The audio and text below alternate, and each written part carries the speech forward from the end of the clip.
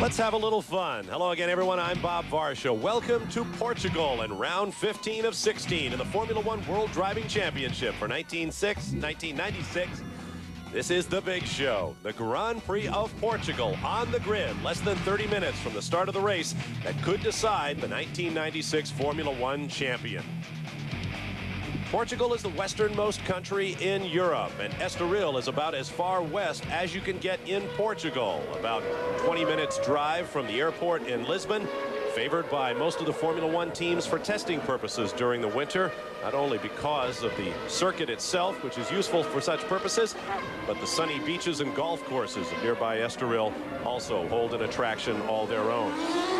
Joining me today, Eddie Cheever, and we have one story on which we will be concentrating throughout, as are all of the photographers and all of the world's motor racing press. The drivers' point standings, Damon Hill and Jacques Villeneuve, 13 points separate them, and their jobs today are basically very, very simple. Before we get to that, let's show you how we got to this point of the season as the championship unfolded.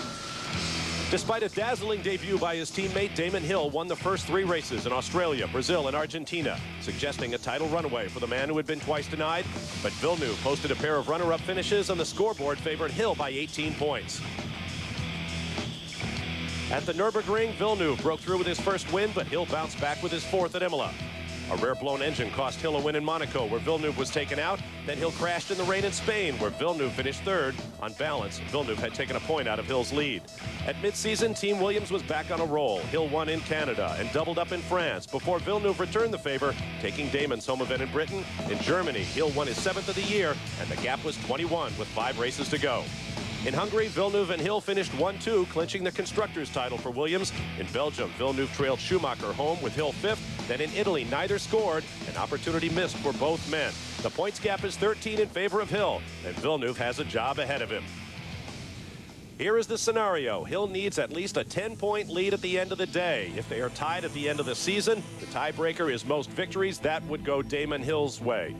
For his part, Jacques Villeneuve must reduce Hill's 13-point lead by 4 points. He must finish 1st or 2nd, with Hill no higher than 5th, or Villeneuve can finish 3rd if Hill fails to score. Earlier, James Allen spoke with both of our title contenders about the job ahead. Damon, yesterday you took a stunning pole. This afternoon for the race, your frame of mind, what have you got to do? I think I just have to do the job that I've been doing all year, which is getting a good start and making it through in the lead. If I can get in the lead, then I'll be very, very confident. If I'm not in the lead and I'm sitting behind Jack, then I'm still in good shape, and there's plenty of pit stops probably that are going to come up. And so I think I'm in a good position. You've looked confident and positive all weekend. Well, I feel more relaxed than I felt in a long time. And I feel that I'm freer to enjoy my driving now, because I've come to terms with the fact that, I drive better when I'm relaxed and I can enjoy myself. And really, I can't do any more than do my best between now and when the championship is settled. Very best of luck. Okay, thanks. Well, Jacques Villeneuve knows all about the run-up to championships. Last year, of course, Jacques, had the run-up to the championship in IndyCar. How different is this experience from last year? Well, last year I was leading, so I had to build on the lead I had, where this year I have to fight to get closer to Damon. So, the spirit is fairly different. How confident are you feeling right now? Pretty good. Damon is still very quick, so it's gonna be a tough battle, but hopefully we can fight till the last lap of the last race. Very best of luck this afternoon. Thank you. All right, thank you, James. Let's talk about that point Villeneuve raised. The spirit in a team where 2 teammates are battling for the world championship. You've been there with teammates gunning for the title, Eddie. What's it like around the Williams garage, do you reckon? Well, it's pretty unique, and the circumstances are pretty difficult, because the driver, Damon Hill, that stands the best chance of winning the world championship, is on his way out. And you have young Villeneuve, who's done such a good job in his rookie year that he really is hunting him down. I think that speaks very well for Williams that both drivers are in that position. Frank Williams already has won the Constructors' Championship, which is the most important one for him. But listening to both drivers, I would say that Hill is correct. If he gets into the lead, he's going to be a very tough guy to catch. On the right in that picture, talking with Damon Hill, Adrian Newey will have more to say about him as the day goes on. He is suddenly a very hot property in Formula One.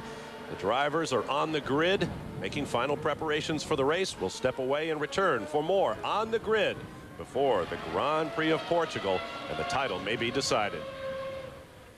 The Formula One Grand Prix of Portugal is brought to you by Eagle and the exciting Eagle Talent. Put our performance and technology to the test. In 1984, Niki Lauda and Alain Prost were teammates at McLaren. In the last race of the season at Estoril, Lauda finished second to his teammate, nipping Prost for the world title by half a point. In 1993, Prost announced his retirement at Estoril, then drove his Williams Renault to second behind Michael Schumacher's Benetton, clinching his fourth and last world title. So there is a history of championship clinches here at the Autódromo do Estoril. Welcome back, Bob Varsha and Eddie Cheever with you on the grid in preparation for what could be the deciding event of the 1996 season. Eddie, let's take a look at some of the stories people are talking about up and down the pit lane. How about some on-track buzz? It's unbelievable that the possible world champion Hill is running out of options for next year. Why Briatore would buy a majority stake of Minardi is beyond me. Normally you want to sell out of things like that, not buy into them. I think Ron Dennis's confirmation of his two drivers is the next step to bringing McLaren back to the top where they have been for the past decade. Ralf Schumacher's going to have a very tough job keeping up with what his brother has done in Formula One, but everybody speaks very highly of him, and Jordan is a good team for him to start his career off on. Stewart is definitely on the right track for getting the sponsorship for his team. I am sure that the next 2 or 3 years, Jackie Stewart's team will be right up there at the front. Let's get back to Flavio Briatore buying into Minardi. James Allen spoke with Giancarlo Minardi this weekend. Giancarlo, what is the situation at the moment with Flavio Briatore? Flavio is working to help Minardi solve our problems. I hope that with his help, the team will gain stability and the potential to plan medium and long term. And what about Giancarlo Fisichella? Is he part of your plans? Giancarlo Fisichella is a part of Minardi's plan. He is a Minardi driver. We lent him to Benetton to do a test, which is important for both Giancarlo and ourselves. For now, anyway, he's a Minardi driver. And what about engines? Has Flavio got any ideas about what engines you may use? The motor has been our biggest problem this year. We're working ourselves, and with the help of Flavio, we hope to have a good solution for 97. We should know in a few days. Thank you very much. Thank you. All right, thank you, James. So Flavio Briatore will have a hand in 3 teams, Benetton, Ligier, and Minardi in the seasons to come. Let's update the silly season. Bernie Ecclestone has gone on record as saying Damon Hill has 2 choices, the Jordan team or retirement, which seems to be overstating the case just a bit. Rubens Barrichello appears to have fallen out of favor. He has taken a look at Indy cars. He was, his representatives were at the Vancouver race. Martin Brundle, meanwhile, might be back at Jordan or might become a TV commentator. He has received rave reviews this year. Giancarlo Fisichella is obviously one of the assets that Flavio Briatore wants to get his hands on at Minardi. Meanwhile, the Stewart team remains in the mix. Damon Hill could go there, and Mika Salo, though he has a contract with Tyrrell, could move as well. And perhaps the biggest story of the silly season doesn't even deal with a driver, but rather with designer Adrian Newey of Williams. Designers are just as important as the racing drivers are, except the public doesn't get to see him as much. Adrian Newey is obviously one of the best aerodynamicists in the business, and if McLaren can get their arms around him or Ferrari, it's a very good thing for them. We sent James Allen out to check out some of the silly season rumors. Let's begin with Ralf Schumacher. One of the biggest stories in the Estoril paddock this weekend is Ralf Schumacher's arrival at Jordan Peugeot for next year. Ralf, you must be delighted to be coming into the team. Yeah, I mean, I'm really happy and delighted to come in Formula One and then in such a good and competitive team. So yeah, I'm really happy with it. How long's the contract? Yeah, it will be for 3 years, a bit longer than Michael. And sponsorship? Yeah, Benson and Hedgeson continue the sponsorship with us. Now, do you have any idea at the moment who your teammate for 1997 will be? There's a lot of speculation at the moment. Yeah, I don't have any idea, it's not decided yet, but I hope Damon Hill will come. You'd like to run alongside Damon Hill? Yeah, because he's a real good driver, real experienced man, so he can help us a lot to develop the car. Now, your brother Michael, of course, has really been a huge star in Formula One, a double world champion, one of the most successful drivers ever to have come straight into Formula One. How much are you looking forward to racing alongside him? I mean, in a moment to looking forward, race against him or alongside him. Just a bit early, because if I do that next year, then I will fight for the championship, and I think that's impossible. Are you close? Close to what? To Michael? I don't know. I mean, we have a good relationship, but I'm close or not in the race side, I don't know. And what are your aspirations? What do you hope to achieve in 1997? I mean, I hope that our package will be better than the years before next year, so that we can have some good results. Best of luck. We're looking forward to working with you. Thank you. One of the major news stories of the week, of course, is Jackie Stewart's first announcement of a major sponsorship deal for 1997. Jackie, many congratulations. Are there going to be many more in the pipeline, and will they enable you to buy Damon Hill? Well, there's going to have to be about 5 in the pipeline.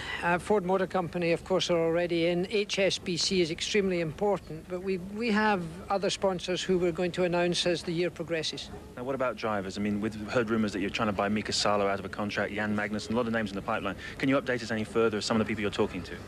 Well, you're one of the media, and you've told me, because I didn't know I was after Mika Salo. But certainly we're speaking to drivers, but I don't think we'll be able to announce any drivers for at least 4 weeks. Thanks very much for talking to us. Good luck. Pleasure. Jackie Stewart, cagey as ever. There's Ukio Katayama, who had a huge start line crash here a year ago. He remembers very little about that accident, but he does admit that it affected him a lot more than he thought it would. How often has the next to last race produced the world champion as we prepare to go to break? Roughly 1/3 of the time it has been the next to last race. Another third, the championship has been decided in the final race of the year, so it could very well happen today. Stay with us. Welcome back to Portugal, where the start is growing closer and closer for the Grand Prix of Portugal at the Autódromo do Estoril. Bob Varsha and Eddie Cheever, glad to have you with us for what will surely be a dramatic and perhaps clinching round of the World Championship. As you look at Pedro Diniz preparing to climb aboard his Ligier, there are rumors that his father, a very wealthy grocer down in Brazil, wants to buy the Ligier team. Rather expensive, but certainly an effective way of assuring that your son has a Formula One drive. That's a very, very particular way to do it. Now let's go back 2 weeks to the event that is still being talked about in Formula One, where Michael Schumacher won for Ferrari at the Italian Grand Prix, and we witnessed a scene afterward that could only happen in Formula One and only at Monza. The fanatical Ferrari fans, known as tifosi, poured onto the track to take their places at the foot of the podium and pledge their allegiance to the sport's most famous team. The result was a scene that made rivalries seem mundane, championships an afterthought. It was breathtaking, and it said more than words ever could about the soul of Grand Prix racing. So who better for James Allen to visit with this week on his off-track buzz than world champion Michael Schumacher? For many years, Germany has dominated the world of soccer, but only recently, through Michael Schumacher, they've dominated the world of Formula One. In fact, in a poll of experts asked who was the greatest driver of all time, Michael came out 5th, even though he's only been in Formula One for 5 years. Michael, that's a lot of history you've made in a very short time, isn't it? I haven't heard this statistic. It's the first time. Yeah. If it is the case, yes, it's true. OK, Michael, let's play some ball. You play a lot of soccer with the mechanics, don't you, in practice sessions? A little bit, yeah. Help you to relax? Huh? Helps you to relax? Yeah, to relax as well, but much more just to have a little bit fun. But I give you a lesson later, huh? Yeah, I think I need a lesson. What else do you do away from the circuit just to relax yourself? That's a good question. I ride a lot of bicycle. I ride a lot of bicycle, and I like walking with my dogs. That's the most beautiful thing, to have a walk with my dogs. You like to Sorry? You like to try and keep your life as straightforward as possible, do you, away from the track? Yeah, I mean, I don't like any high society life, to be honest. I stay well away from that. My wife and me, we just like to be private and have fun with our own. And then there was that moment when you were standing on the podium at Monza with thousands of people out in front of you. Surely that must have been one of the most unreal moments of your life. It has been the most unreal moment in my life, that's true. Except when I got the message we're going to get a baby. Yeah, that must have been fantastic. I'm looking really forward to that. As you said, it's a great responsibility. But I look forward to that. I mean, I can't be a racer until the end of my life, and I really want to become a father. I think that's going to be the hardest job to succeed in. Now, after Monza, you went to Switzerland, didn't you, to move into your new house? You excited about that move? I'm excited, yes. I have been able to find some freedom with a garden, with a normal lifestyle. I have been able to have contact to people around which even didn't know me, and that was very great. Yeah. Having conversations with people that don't know how you are, they just treat you as a normal person. And as well, it's beautiful for bicycling, I have to say. The area there is just great. And now your brother Ralph is coming into Formula One. You must be really happy about that. It does make me very happy. It makes me very proud as well, because I remember well the years I was his mechanic. I was working for him. He was that big, and it's fantastic. If you see your little brother now going into a sport which is only allowed for 20 people in the whole world to do, and I think he has made his reputation already, and he's going to make even a better one in future. And it's good to have someone in family in this business, because you know you can trust, you can rely on. You're obviously very close to each other. We're very close, yeah. Okay, let's kick some more, right? Okay, fine.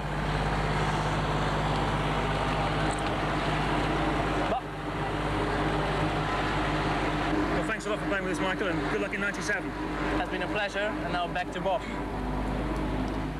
All right, thank you, Michael and James. For the first time probably in his life, Michael finds himself in something other than first place. He and wife Corinna will have a baby next spring, but that man, Jean Alesi, is expecting in December with his companion Kumiko Goto, and his teammate Gerhard Berger and wife Anna expect a baby around March. Congratulations to one and all, and don't count out either Jean Alesi or Michael Schumacher in this race. It's been 6 years since Ferrari won 3 in a row, but Schumacher is always capable of coming up with something magical. They must have a lot of free time on their hands. I thought they were doing a lot more testing. Everybody's expecting babies. And they'll be testing restrictions in the future, so we can expect a lot of announcements. Right now, let's talk a little bit about the racetrack today, Eddie. Well, this is a very particular racetrack. They have to use a lot of downforce in these cars because the corners are so fast, and yet you really need all the grip you can get. In the first corner is a right-hand at the end of a long straightaway that you accelerate out of, go up a gear, you get around the second right-hander, and you're downhill. You shoot out of that right-hander at a very fast speed in top gear. You hit the brakes pretty hard, downshift to second, and you start going up this right-hander, and it's a very complicated series of corners to get to make sure you're on the right side of the track. You feed out of that second gear left-hander onto the back straight, brake again, not that hard, downshift to third, and this is an adverse camber corner, what feeds you down into the bottom of a valley, where you downshift again, and now you're starting an uphill series. You take this first, the right-hander, then you get up to what they kind of call the rinky-dink section of this track, where they try to slow it down. You have these very slow chicanes, which I mean really have taken a lot of flow out of the circuit. You go down to first gear, you have to be very careful of these curbs. Yesterday we saw in qualifying, a lot of people were losing time on it. And then you get to a medium speed left-hander in third gear that puts you on to probably one of the most difficult corners on this track, which is the center curve, which is done in absolute complete acceleration. And if you're running behind somebody, you have to pass them on to the front straight. You got to get right behind him on this. Let's go to see Mika Salo and how he set up his car for this track. Setup for this week's Grand Prix at Portugal is quite a lot different than Monza. It's a lot slower circuit, so we use quite a lot more downforce here, front and rear. It's not that heavy for the brakes, so we have a smaller brake that's here for cooling. And also we use this circuit for testing quite a lot, so we have a lot of data here already. And for this race, we have also in front new suspension. It was just a much better feeling for the car, for me, and it worked at Silverstone, so hopefully it works here. So, well, it's a very bumpy circuit, the ride height is higher. And also it's very hard for the tires, so tire chassis will be very important here, and probably 3 stops. Thanks to Mika Salo for producing that piece. You notice you didn't see those one-piece, what he calls wing bones, the upper suspension parts that are all the rage in Formula One. They're not on the Tyrrell, at least they weren't at that point. But McLaren and Williams both have their own iterations of those aerodynamic affecting suspension parts. The Formula One Commission has decided that they will be banned in years to come because they are movable aerodynamic devices, which of course are against the rules in Formula One. Now let's take a look at the starting grid for today's race. On the front row, the two men gunning for the title. Damon Hill with his 20th career pole for Williams-Renault. Jacques Villeneuve alongside, separated by 9/1000ths of a second in qualifying. That's about 30 inches at the speeds these guys are running at the start-finish line, about 180 miles an hour. Row 2 will be Jean Alesi in the Benetton. He has been making rocket starts in recent races, so you can expect to see him make a bid for the lead in turn 1, although he says he will respect the title rivals. Michael Schumacher will be alongside, having problems with the Ferrari this weekend. He used his teammate Eddie Irvine's setup to get up onto the second row of the grid. Eddie Irvine will be on row 3 next to Gerhard Berger, who will be on the inside. On row 4, Mika Hakkinen and David Coulthard as we begin the march of the teams. The McLaren Mercedes boys on row 4. Back on row 5, the Jordan teammates, Rubens Barrichello and Martin Brundle. On to row 6, the Sauber teammates. Using another iteration of the Ford Cosworth V10, the drivers are very happy with its top-end power. Heinz-Harald Frentzen and Johnny Herbert. Herbert signed a new 2-year contract with Sauber this weekend. On to row 7, the Tyrrell Yamaha teammates. They may not be powered by Yamaha next year. Team Tyrrell has a lot of work coming in the offseason. Mika Salo and Ukio Katayama, for the moment, expected to stay on with that team. On row 8, Olivier Panis in the Ligier with Mugen Honda V10 power and the Footwork Hart V8 of Jos Verstappen. On row 9 will be Ricardo Rosset in the Footwork Hart and the Ligier of Pedro Diniz. And on row 10, the Minardi Ford V8 teammates, Pedro Lamy, the Portuguese driver racing in front of his home fans, and the only Italian driver in this race, Giovanni Lavaggi. All 20 drivers entered managed to get in under the 107% rule. The odd-numbered cars, 1, 3, 5, 7, 9 in qualifying and so forth, will be on the clean side of the racetrack, as I mentioned earlier, and that will be very important when the lights go out and this race is underway. For his part, Jacques Villeneuve says he is amazed at the way people weave on their Formula One starts. He prefers to go straight and get things under control before he starts looking around. Remains to be seen whether he will act that way when the lights go out today. That start is just moments away. We'll take a quick timeout and return with more in preparation for the start of the Grand Prix of Portugal. Stay with us.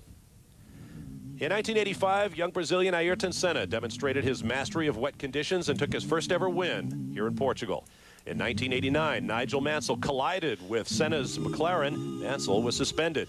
In 91, an errant wheel put the Englishman on the sidelines again. The black flag cost him a championship. And who could forget 92, when Riccardo Patrese and Gerhard Berger tangled in the closing laps, the Italian Williams flipped and crashed to earth within reach of the sixth.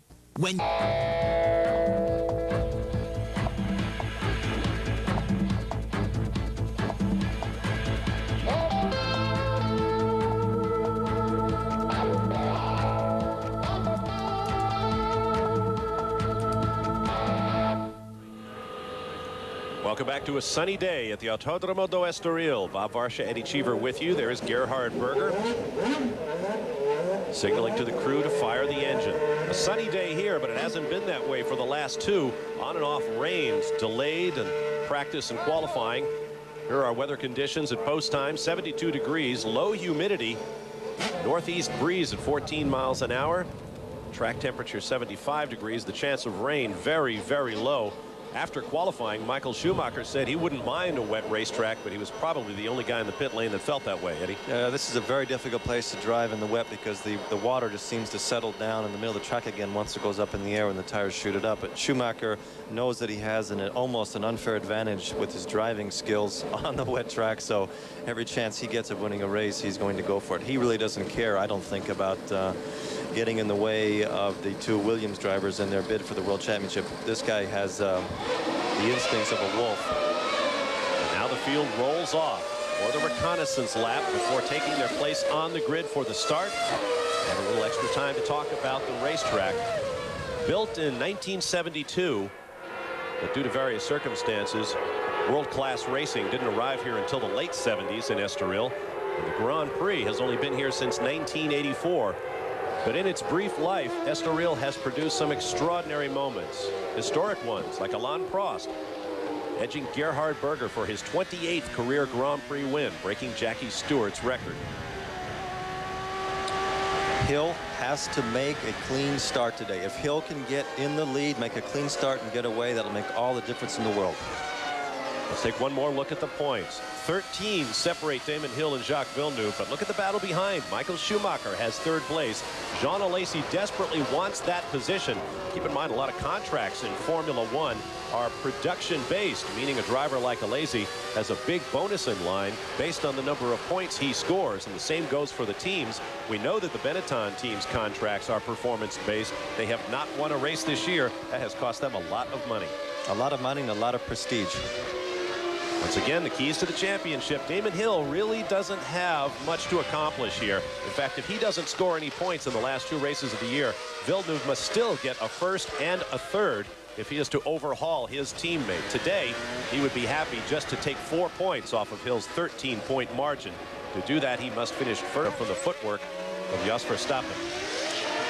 Hill is at his best when he's in the lead. Hill is not very good when he's in a pack. He doesn't have that sort of mentality to go after, grab somebody by the throat and just put him down on the ground. He has to be in front to drive his best.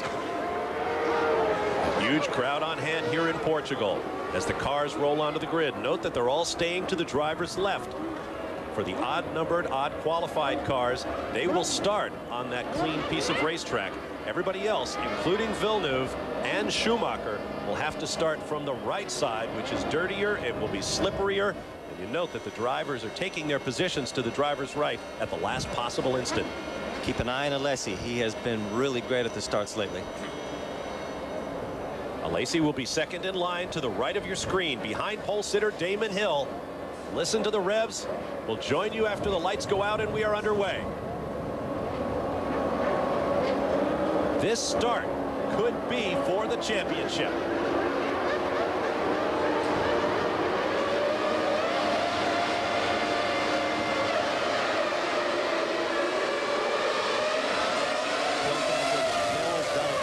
And here comes Alesi.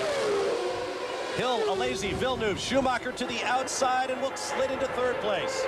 Villeneuve's back to fourth. And the two McLaren teammates go wheel to wheel in turn 2.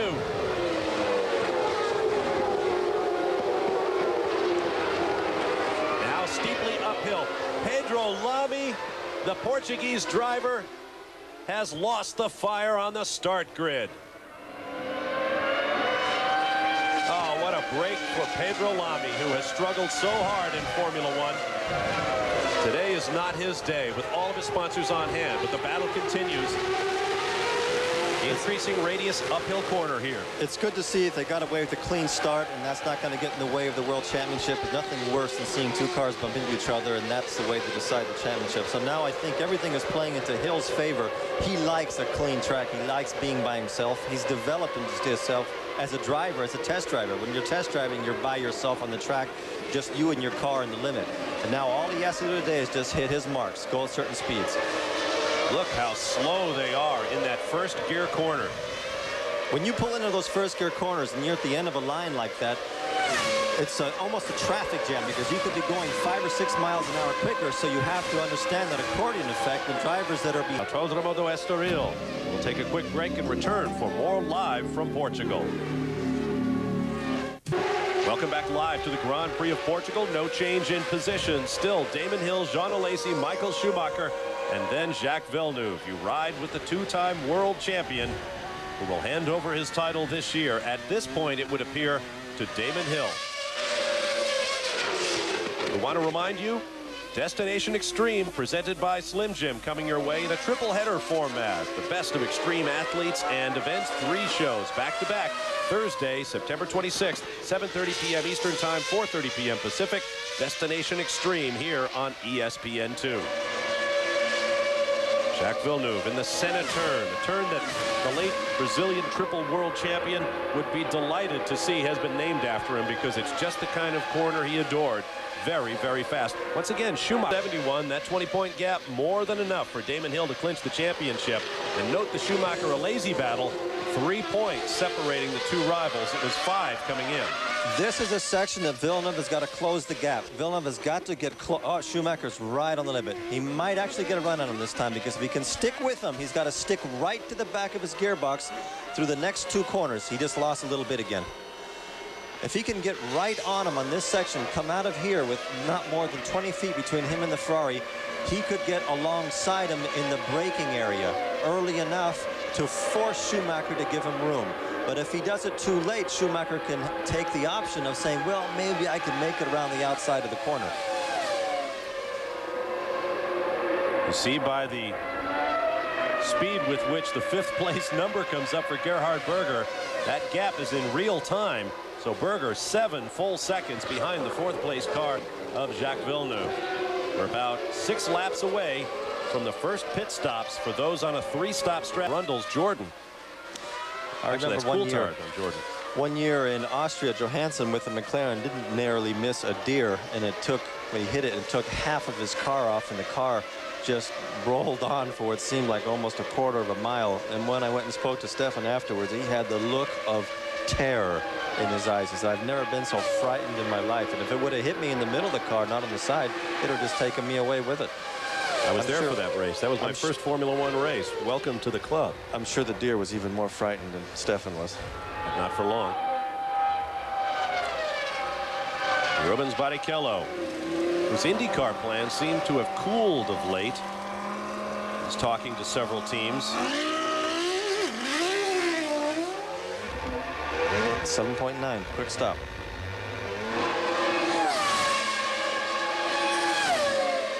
Two McLaren drivers are following each other around. Can pass.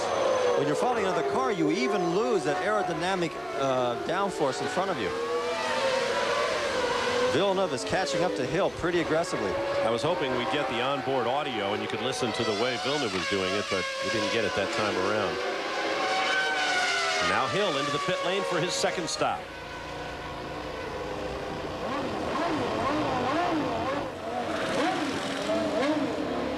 It looks good. A 7-second stop for Hill. Did you see that board that had brakes written on it? That is kind of what you would call an idiot-proof pit stop. But now they even those are sponsored. That had Lockheed brakes. Well, that's good to know. As if you don't know that you have to brake. It's you know, it is really strange when you come into the pits like that and you have those little boards that tell you what to do. Maybe once in 100 you'll make a mistake and that will remind you what to do. I used to have one that said first gear, like as if I'd want to start in 2nd, but there were many a time that brings you back to focus on what you have to do. Well, there's the old story about the American. You raised that point about maturity. His younger brother Ralph coming into the sports. He's about 6 years younger than Michael, and really hasn't shown an awful lot. 3rd in the German Formula 3 championship on a couple of occasions, leading in Japanese Formula 3000, but there is a debate as to whether or not that is as formidable a series as it once was. And both cars head for the pits, Alesi and Schumacher. This should be interesting. Alesi did not make the same mistake, but he left about 3 feet on the exit there by the guardrail. Schumacher also wanted to come in a lot quicker than Alesi allowed him to. Come on. Knows he has to get out ahead of him right now. Let's go, let's go, let's go. Boy, they got that right front tire changed quickly. I hope they got the safety clip back on. Schumacher comes out ahead of Alesi, so we have a position change in the pits. Now they both have fresh tires. Let's see who's quicker. Alesi really seemed to be struggling with the set of tires towards the end of that run. The time you lose in the pits is exactly the same as the time you lose on the track. Talk about losing time. Ricardo Rosset, 10.2 seconds. And Harold Frentzen with the Sauber team, a much more competitive 7.9. Let's take a look at our Haviland race recap now. The race leader is Damon Hill, has led since lap 36. Lead changes coming on pit stops. There have been 4 between 4 drivers. Rubens Barrichello is out of the race. The only car listed as officially out of the race at this point. He spun the Jordan off into a gravel trap. There's Damon Hill, who in addition to becoming the first second-generation world champion, he could also become the 2nd man who began his Grand Prix career as a test driver. to become world champion. As you watch Gerhard Berger pitting from 5th place. Nigel Mansell. Oh, interesting onboard view from David Coulthard's car. All the elaborate equipment that the crew uses to get him fueled up. Good stop for the McLaren team. Now we know what it looks like from the fuel tank. That's the view the fuel tank valve has. We're on board with Jacques Villeneuve. Getting back to my point, Nigel Mansell came into the sport. Colin Chapman with the Lotus team. And he actually made it fairly early. Now here's a replay of a passing maneuver that went horribly awry. And the Ligier of Pedro Diniz. There was just no room there. You can't pass a car at the last minute. You've got to get alongside him, and then you can pass him. Those do or die things rarely work. Let's go back and take a look at Damon Hill's pit stop. Here it is. We expected him on lap 52. He came in on lap 49. And here comes Villeneuve. Now back to live action. This is Jacques Villeneuve making his final stop. Whoops. Oh, that could have been close. He could have missed his mark. He actually went a little bit farther than he planned and hit that board on the front, locked his front brakes coming in. He's just trying to make up time. The Benetton Mechanics has written a book, and in it he discusses Michael Schumacher's strength as a racing driver. And he says one of the things that the team really appreciates and adds to Schumacher's success is that he makes brilliant pit stops. He hits his marks spot on, time after time after. Now that is the season opener. Checkered flag for Jacques Villeneuve, his 4th victory of the year. As improbable as it seemed coming in, he has taken the championship to the final race of the year in Japan, and that will be spectacular. Make sure you're with us for that on the 12th of October for both qualifying and live race coverage. He is a very happy camper right now. Here comes Damon Hill approaching the pit wall to wave to his crew, so he is apparently not completely unhappy with his performance today. Followed by the lapped car of Ricardo Rosset. There is Frank Williams, who has his prized Constructors' Championship. Now the impassive Frank Williams, knowing that one of his drivers will win the World Championship, maybe wondering, what am I going to tell the press if Villeneuve's win it? And everybody comes up to me wanting to know how we threw it to the driver who was going to be with us the following season. Not that they're doing that. But certainly those questions will be raised by the ever-inquisitive British press. Michael Schumacher, 3rd place for Ferrari, although certainly not as competitive as he would have liked to have been. Jean Alesi will finish 4th. We'll take a quick break and return for the aftermath with this dramatic turn of events in the World Championship for 1996. Stay with us. Back in Portugal, the cars are pulled into the Parc Fermé for tech inspection, and there is Jacques Villeneuve climbing out before the world's press. Look at the build-up on those tires at the front. That's when you drive slow, as he was on coming in and offline, you'll pick up a whole bunch of stuff. He should be very happy with himself. All the work he's done over the winter, all the hard races he's had this year. All he's got to do is hang tough for one more weekend and just hope for Lady Luck to turn his favor again. See the updated points. The only ones that really matter, I suppose, are those at the top, where Jacques Villeneuve has taken the 10 points he needed to bring the championship lead of Damon Hill down under 10 with 1 race remaining. Here's a look at the unofficial results. Villeneuve, his 4th victory of the year. Damon Hill finishes 2nd. Michael Schumacher 3rd for Ferrari. Jean Alesi 4th in the Benetton. And then Ferrari and Benetton once again. Eddie Irvine, his best performances of the year, or certainly since the Australian Grand Prix in Melbourne to open the season. Gerhard Berger 6th. There you see 7th through 10th. Heinz-Harald Frentzen managed to come back strongly after dropping back in the opening laps. His teammate Johnny Herbert finishes just behind him. They see the remainder of the classified cars, many of them not running at the finish. Here's a look at the driver points. Johnny Herbert, Damon Hill commiserate. It is 9 points separating Damon Hill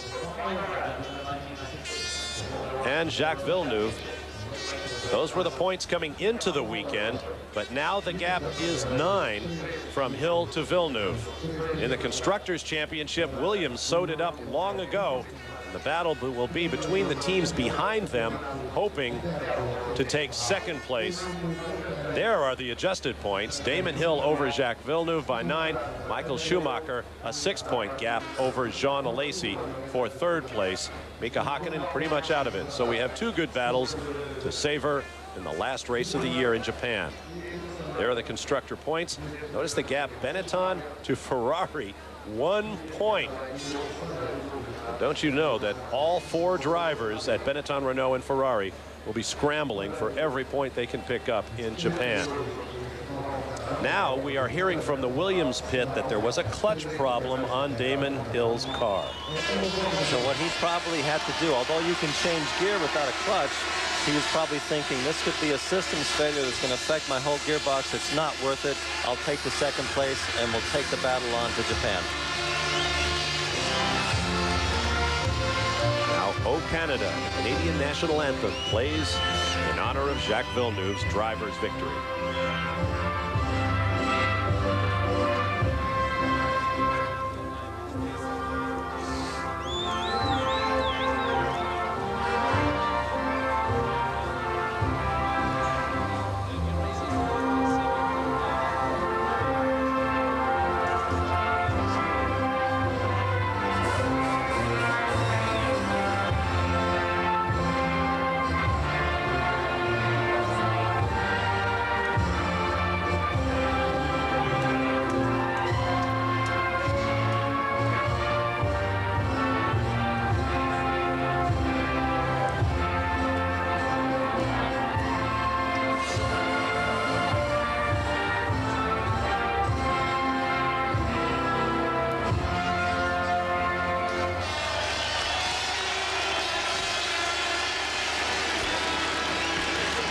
Victory for Jacques Villeneuve, who speaks with Michael Schumacher, and now the English national anthem, God Save the Queen, plays in honor of the winning team, Williams Renault.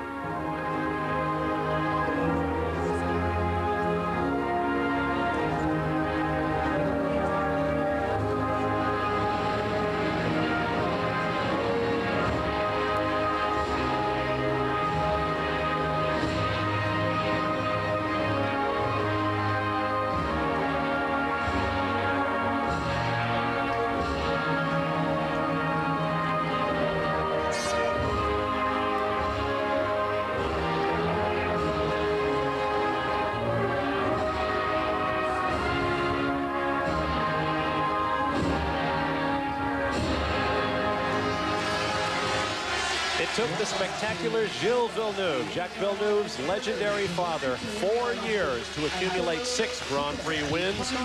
His son Jacques has 4, with 1 to go in his first Formula One season. 2 remarkable second-generation racing stories up there in Jacques Villeneuve and Damon Hill.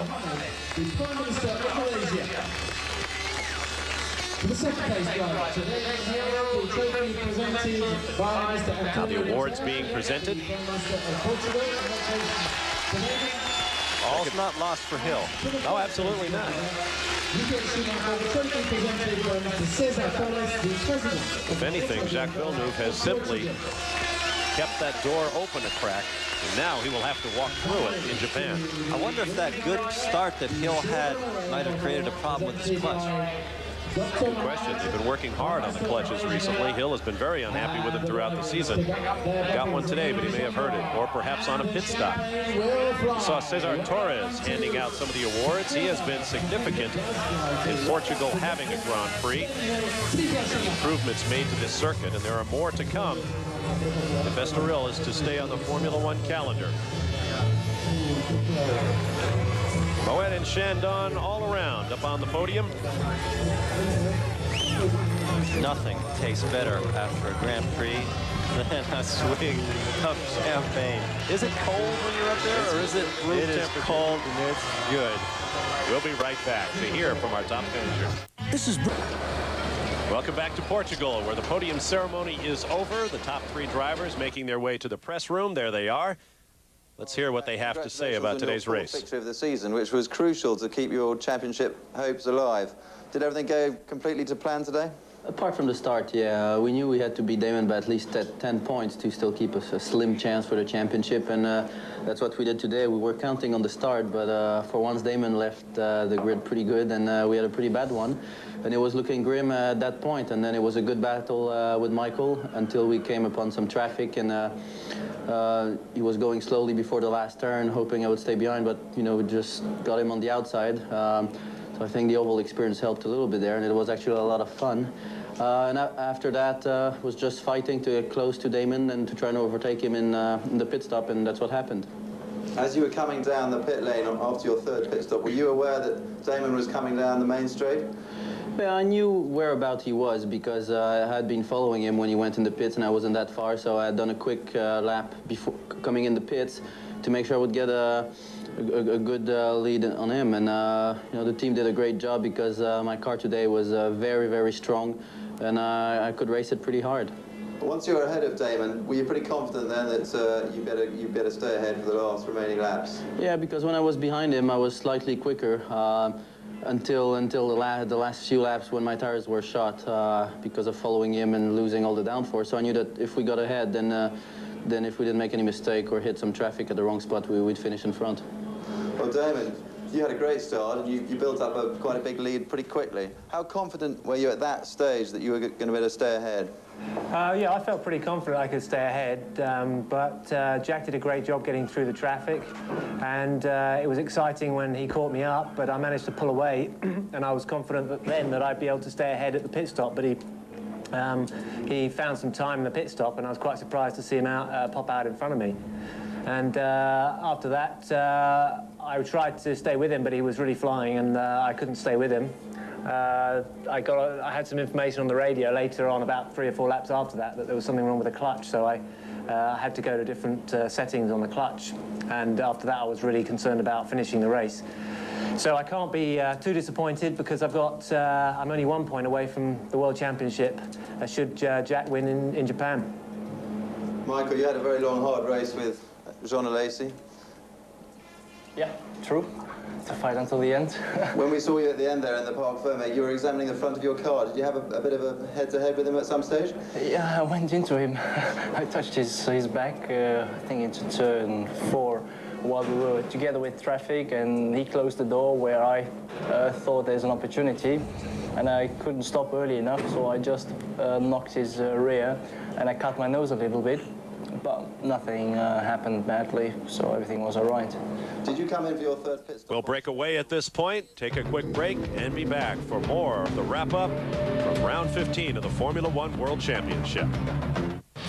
Here's a look at the highlights of today's Grand Prix of Portugal. A dramatic turn of events, a great start for Damon Hill over Jean Alesi, with teammate Jacques Villeneuve dropping back to 4th place. And at that point, Eddie Cheever, it appeared that Villeneuve's chances of keeping the championship alive to Japan were very slim indeed. He just put his head down and just worked his way through the traffic, past Schumacher, and a beautiful pass onto the back straight. Did a great job, and then plowed his way to the front of the field. Jean Alesi with that elaborate pit stop entry that cost him a lot of time on the racetrack. Michael Schumacher took a share in the lead, pitted behind Alesi for position on the racetrack, and managed to get out ahead of him.